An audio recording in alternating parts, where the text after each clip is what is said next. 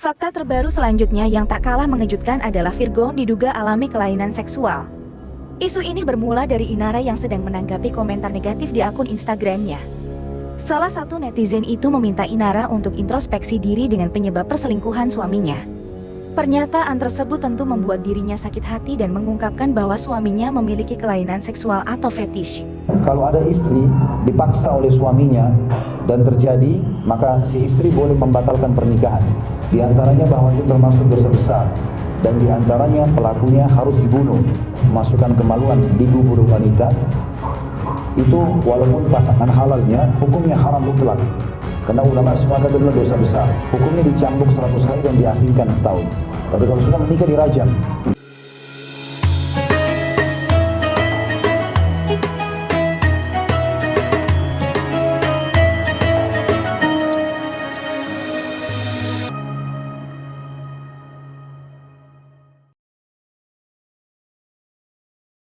Perilaku seksual termasuk privasi bagi kebanyakan orang. Namun ada kalanya hal ini menjadi perhatian publik karena menjadi kasus kekerasan yang dilakukan para artis.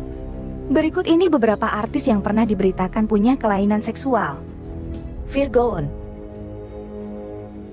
Kabar perceraian Virgon dan sang istri Inara Rusli hingga saat ini masih terus bergulir di pengadilan agama. Fakta terbaru selanjutnya yang tak kalah mengejutkan adalah Virgon diduga alami kelainan seksual. Isu ini bermula dari Inara yang sedang menanggapi komentar negatif di akun Instagramnya. Salah satu netizen itu meminta Inara untuk introspeksi diri dengan penyebab perselingkuhan suaminya. Pernyataan tersebut tentu membuat dirinya sakit hati dan mengungkapkan bahwa suaminya memiliki kelainan seksual atau fetish. Mudah-mudahan kamu nggak dapat pasangan yang punya mental illness dan fetish ya mbak, tulis Inara dalam unggahan Instagram story. Nassar. Kehidupan pribadi King Nassar pun turut menjadi perbincangan. Terlebih, saat dirinya menikah dengan Musdalifah, seorang janda yang berusia 10 tahun lebih tua darinya. Pernikahan Nassar dan Musdalifah pun tak bertahan lama. Usai bercerai, kehidupan ranjang sang pedangdut pun kembali jadi perbincangan. Pasalnya, Nassar yang mengaku pernah tidur dengan seorang nenek berusia 78 tahun. Hal ini terungkap saat dirinya berbincang dengan Nikita Mirzani. Wanita yang akrab disapanya itu pun kaget dengan pengakuan Nassar. Hasrat seksual yang dimiliki termasuk ke dalam kelainan seksual yaitu gerontofilia, di mana seseorang akan merasa lebih bergairah saat berhubungan seks dengan orang yang jauh lebih tua. Lebih lanjut, Nassar pun membongkar kehidupan seksnya pasca bercerai dengan sang mantan istri. Terang-terangan, Nassar mengungkapkan jika dirinya memiliki alat bantu untuk memuaskan nafsunya. Indra Bekti. Gugatan cerai yang dilayangkan oleh Adila Jelita terhadap Indra Bekti memicu adanya isu baru. Orientasi seksual Indra Bekti disebut-sebut menjadi salah satu penyebab gugatan cerai tersebut. Sebelumnya publik dikejutkan dengan berita kasus host sekaligus presenter kondang Indra Bekti. Host kondang ini terpaksa harus berurusan dengan kepolisian lantaran dilaporkan oleh seorang pemuda yang bernama Lalu Galuh. Lalu Galuh melaporkan Indra Bekti karena mengaku dilecehkan secara seksual di kamar tidur oleh mantan suami Adila ini. Dugaan itu diperkuat atas beredarnya rekaman yang diklaim sebagai percakapan antara Indra dan Gigi.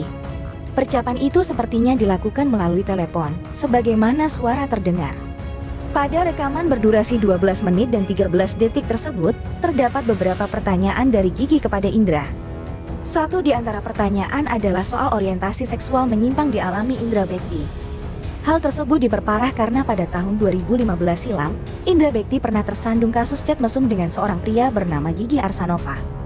Gigi Arsanova mengungkap, dirinya tidak merasa janggal dengan permintaan Indra Bekti untuk berkenalan. Kendati demikian, Gigi Arsanova mulai merasa janggal dengan intensnya komunikasi dari Indra Bekti. Seiring berjalannya waktu, perasaan janggal yang dialami Gigi Arsanova akhirnya terjawab saat mantan suami Adila Jelita itu mengajaknya untuk esek-esek. Kendati demikian, Gigi Arsanova menghempas ajakan Indra Bekti untuk berhubungan seks karena dia mengaku bukan penyuka sesama jenis. Atala Riksya. Aktor Atala Riksya dan Tsania Marwa memang diketahui sudah resmi berpisah. Namun sayang, pasca berpisah hubungan keduanya tidak membaik. Sebelumnya, perceraian Atala Riksya dan Tsania Marwa menggemparkan publik. Pasalnya dalam fakta persidangan, pihak Tsania menuding Atala Rik memiliki kelainan seksual. Atala Riksya disebut punya kelainan seksual, dan hal tersebut menjadi pemicu keributan dalam biduk rumah tangga mereka. Bahkan, karena tudingan tersebut mereka jadi sering bertengkar sejak kehamilan pertama Tsania Marwah. Kacaunya lagi, Tsania Marwah pernah minta dipulangkan ke rumah orang tuanya ketika cekcok dengan Atta Larik-Syah. Tudingan tersebut, seperti disebutkan Ketua Pengadilan Agama Cibinong, Atta Larik-Syah memiliki kelainan seksual yaitu biseksual. Selain itu, kakak Tsania Marwah juga turut membongkar orientasi seksual Atta Larik-Syah yang memiliki kelainan.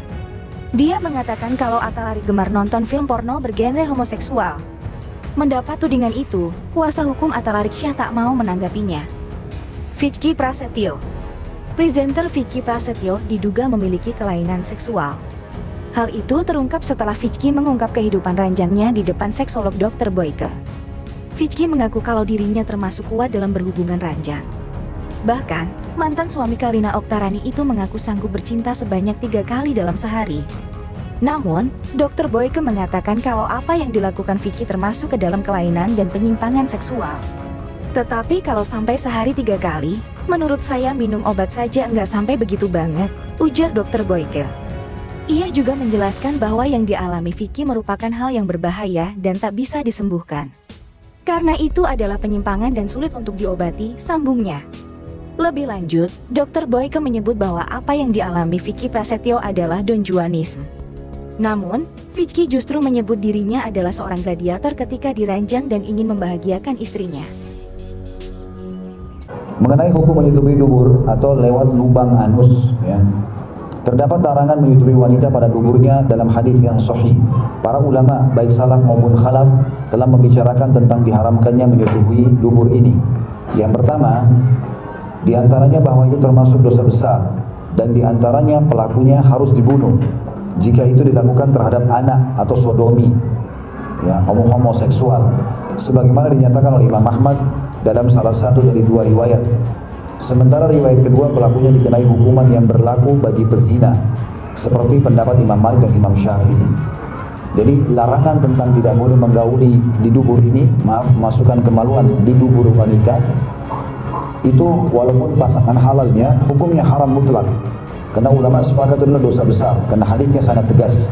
Kata Nabi SAW, sampai menggauli istrinya dari duburnya dan wanita di kemaluannya pada saat haid dan mempercayai dukun, maka dia telah kufur kepada apa yang diturunkan kepada Muhammad SAW. Dia ancamannya sangat berat. Maka pendapat ulama karena itu bagian dosa besar. Kalau orang lakukan dengan lawan jenis homoseksual, ya, atau sodomi, ini hukumnya dibunuh. Kalau ada orang berzina, laki-laki sama perempuan dengan lawan jenis ini, ya, haram, bukan suami istri, maka dilihat, dirinci hukumnya. Kalau mereka belum menikah, hukumnya dicambuk 100 kali dan diasingkan setahun. Tapi kalau sudah menikah, dirajam. Tapi kalau sodomi ini yang meletakkan kemaluan di dubur, kalau homoseksual, maka hukumnya walaupun belum menikah dibunuh.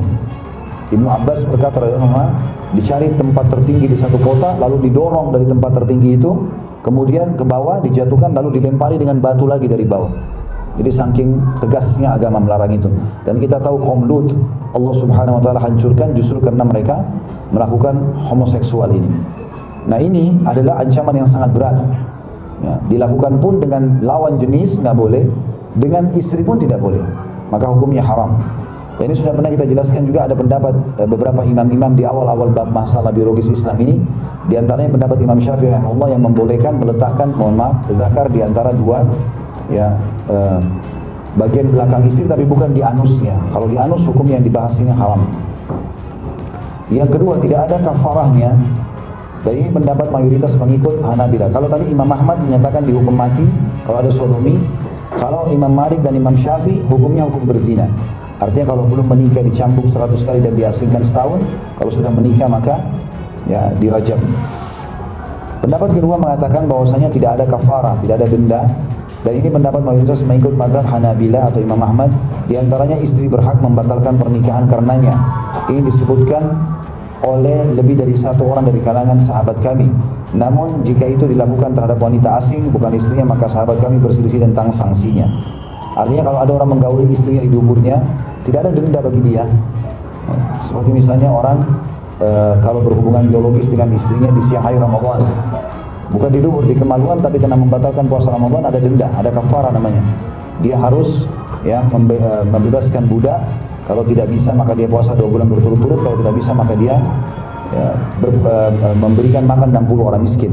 Tapi kalau melakukan sodomi ini maka tidak ada kafarah, tetapi dia termasuk perbuatan dosa besar. Dan kalau ada istri dipaksa oleh suaminya dan terjadi, maka si istri boleh membatalkan pernikahan. Salah satu bolehnya mengadukan khulu adalah dilakukan perbuatan ini pada dirinya. Menurut pendapat Abu Al-Barakat, Abu Muhammad dan selainnya, sanksinya adalah hukuman yang berlaku bagi bezina. Ibnu Uqail mengatakan dalam fusulnya, jika persetubuhan itu pada dubur berkenaan dengan wanita asing bukan istri, maka wajib dikenakan sanksi yang ditetapkan oleh pelaku liwat atau homoseksual. Kalau orang zina, lalu dia lakukan di dubur wanita perzina itu, maka ini hukumannya sama dengan homoseksual. Artinya sudah menikah atau belum menikah, tetap dihukum mati. Berdasarkan hal itu, maka sanksinya dibunuh dalam segala keadaan. Jika itu dilakukan terhadap hamba sahayanya, maka sebagian sahabat kami berpendapat bahwasanya budak tersebut harus dimerdekakan karenanya dan diberlakukan padanya hukuman yang nyata. Ini pendapat sebagian kaum salaf. Ibnu Qayyim mengatakan, dari sini kalau hamba sahaya kan dia bisa perjualbelikan. Mestinya secara hukum dia boleh melakukannya, tetapi karena dilarang tetap juga tidak boleh. Hamba sahaya itu tentu otomatis dimerdekakan kalau dia naudzubillah mensodominya itu. Ya. Ibnu Qayyim berkata rahimahullah, adapun pada dubur maka tidak dibolehkan sama sekali lewat lisan Rasulullah SAW. Siapa yang menisbatkannya kepada sebagian salaf tentang bolehnya menjumpai istri pada duburnya, maka ia telah melakukan kesalahan.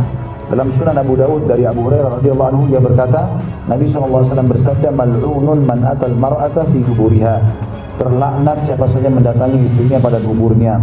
Hadis ini diriwayatkan oleh Imam Abu Daud nomor 2162 dan An-Nasai dalam Al-Ishrah halaman 125 dan 129. Dan makna mal'un artinya diangkat berkah hidupnya, diangkat berkah hidupnya. Jadi kalau makan enggak cukup, kalau minum enggak cukup, kalau tidur selalu enggak tenang, selalu diikuti dengan kewaswas penyakit. Ya, ini karena mal'un namanya, dilaknat oleh Allah Subhanahu wa taala. Juga dalam riwayat Imam Ahmad dan Ibnu Majah, Nabi SAW bersabda, la yanzurullahu ila rajulin jama'an imra'atahu fi duburiha. Allah tidak akan pernah memandang laki-laki yang menyetubuhi istrinya pada duburnya. Hadis ini riwayat Ahmad di jilid 2 halaman 344 dan Tirmidzi di 1 halaman 218. Maksudnya Allah tidak akan melihatnya, Allah tidak akan memenuhi kebutuhannya di dunia, dan Allah juga tidak akan membantunya untuk membersihkan dosanya di timbangan amal. Jadi Allah tidak melihat, artinya Allah tidak akan memperhatikan dia. Di dunia rezekinya akan terbatas, bahkan bisa diangkat, dan di akhirat juga Allah tidak akan membantu dia di timbangan amal. Juga dalam redaksi Imam Ahmad dan Imam Tirmidzi berbunyi, Nabi SAW bersabda, man ata ha'iwan aw imra'atan fi duburiha aw kahinan fasaddaqa faqad kafara bima unzila ala Muhammadin sallallahu alaihi wasallam. Barang siapa yang menggauli wanita yang sedang haid, maksudnya kemaluan di kemaluan, lagi ada darahnya, ya, atau wanita pada duburnya, atau mendatangi dukun lalu mempercayainya, maka dia telah kafir kepada apa yang diturunkan kepada Muhammad SAW. Hadis ini derajatnya hasan, diriwayatkan oleh Ad-Darimi, Ahmad, An-Nasai. Dan hadis ini maknanya adalah orang yang menggauli wanita haid, maksudnya di kemaluan pada saat darah keluar. Tetapi kalau diletakkan kain di atas kemaluan dan dia mencumbui istrinya, maka dibolehkan, sebagaimana sudah kita paparkan pada pertemuan sebelumnya. Sebagaimana hadis sahih Aisyah berkata radhiyallahu anha, kami kalau ingin digauli oleh Nabi SAW sementara kami sedang haid. Makna kami artinya semua istri Nabi. Seperti itu keadaannya. Maka Nabi SAW menyuruh mengencangkan kain di tempat keluarnya darah, kemudian beliau pun menggauli atau mencumbui kami. Dan kita lihat dari hadis ini sangat tegas masalah menggauli kemaluan istri lagi keluar darah haid. Meletakkan kemaluan di dalam kemaluan atau kemaluan di dalam duhur sama derajatnya dengan orang yang mempercayai dukun. Ya, dia bisa kufur. Maka ini sangat tegas, ya. Dalam riwayat Al-Baihaqi disebutkan, man ata syai'an minar rijali wan nisa'i fil adbar faqad kafar. Barang siapa yang mendatangi laki-laki dan wanita pada duburnya, maka dia telah kafir. Hadis ini riwayat An-Nasai secara marfu, ya. Dan ini dinilai sahih. Hadis ini adalah hadis yang sahih. Di sini kata para ulama, yang dimaksud dengan dia yang mendatangi di sini kufurnya bisa dua makna. Bisa maknanya kalau dia sudah tahu Allah larang, haram dia lakukan. Berarti dia menentang apa yang sudah Allah haramkan. Seperti dia menghalalkan apa yang Allah haramkan, maka dia kafir. Karena salah satu yang membatalkan keislaman seseorang adalah dia menghalalkan apa yang telah Allah haramkan. Allah haramkan misalnya bergaul dari dubur, dia bilang nggak apa-apa. Dia sengaja menghalalkannya. Kalau dia lakukan dalam kondisi dia tahu itu haram dan dia menyesal, itu berbeda. Itu termasuk dalam kategori dosa besar. Tapi kalau dia halalkan, dia katakan nggak apa-apa, nggak masalah tuh. Misal, padahal Allah haramkan, maka berarti dia telah menghalalkan apa yang Allah haramkan, hukumnya kufur. Ini makna yang pertama. Makna yang kedua adalah siapapun yang menggauli istri di duburnya, tahu atau tidak tahu, tetap kena dosa di sini. Dan dosa, level dosa itu seperti kekufuran, walaupun dia tidak sampai keluar dari Islam. Seperti misalnya perkataan Ibnu Umar radhiyallahu anhu, kufrun duna kufrin. Kufur, dosanya dosa kufur, derajat dosanya seperti dosa kufur tapi tidak keluar dari Islam. Nah, ini juga ada makna perkataan Ibnu Umar radhiyallahu anhu. Tapi dari kedua pendapat ini tetap saja dikatakan ini larangan yang sangat keras. Ya, tidak boleh seseorang bermain-main dalam masalah ini. Sementara memang hanya ini saja yang diharamkan, meletakkan kemaluan di kemaluan pada saat haid dan nifas, dan meletakkan kemaluan di dalam dubur atau di anus. Selain daripada ini dibolehkan. Lalu kenapa harus menyentuh yang haram? Nah, saudara-saudara seiman semua, Ustadz Khalid Basalamah yang sering membahas hukum Islam berdasarkan Al-Quran dan hadis, umumnya merujuk pada pandangan mayoritas ulama bahwa bersetubuh lewat dubur atau anal seks dalam Islam adalah haram. Dalil yang dikutip untuk mengharamkan perbuatan ini adalah Quran, Surah Al-Baqarah, ayat 222 sampai 223. Ayat ini menjelaskan bahwa istri adalah ladang bagi suami, dan suami boleh mendatangi istrinya di mana saja, tetapi dengan cara yang baik. Mayoritas ulama menafsirkan bahwa hubungan harus dilakukan melalui jalan yang sesuai dengan fitrah, yaitu vagina.